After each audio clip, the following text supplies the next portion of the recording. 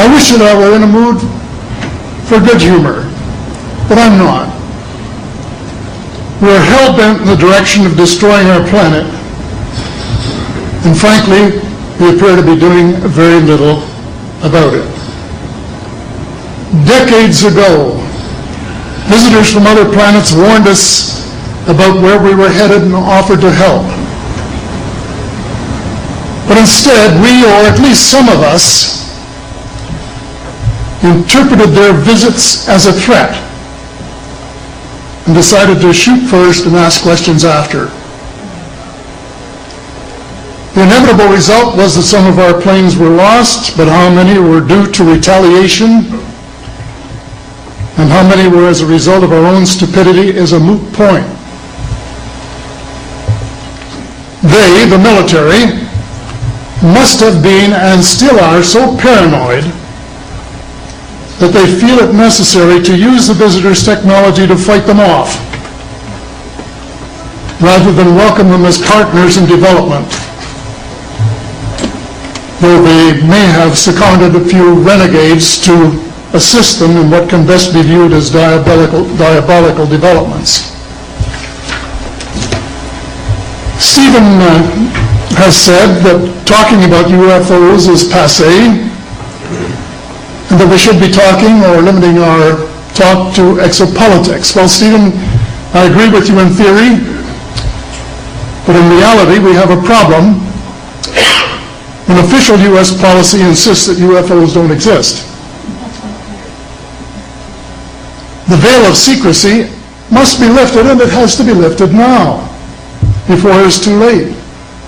It is ironic that the U.S. should be fighting monstrously expensive wars in Iraq and Afghanistan, allegedly to bring democracy to those two countries, when it itself can no longer legitimately claim to be called a democracy when trillions, and I mean thousands of billions of dollars have been spent on projects about which both the Congress and the Commander-in-Chief have been kept deliberately in the dark.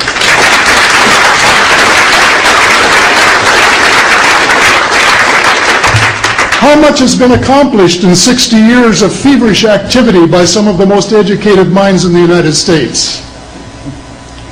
Has America developed flying saucers that are visually indistinguishable from the visitors, as alleged? And if so, what do they propose to do with them? Even more critical, what progress has been made in the development of clean energy sources that could conceivably replace fossil fuels and save the planet from becoming a veritable wasteland? Well, who has the answers? Someone does, but apparently they aren't telling either secretaries of defense or presidents because they don't have, quote, a need to know.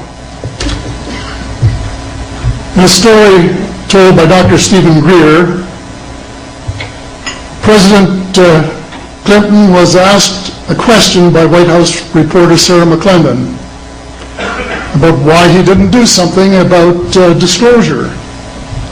And Clinton replied, "Sarah, there's a government inside the government, and I don't control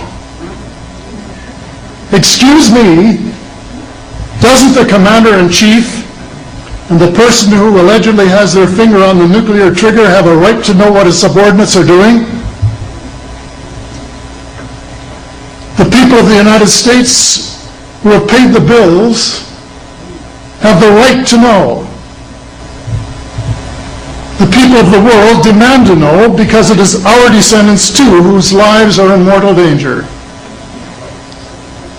It is time for the people of the United States to launch a new war against the evil of lies, deceit, and darkness, and go all out to win the victory of truth and transparency and light. Thank you.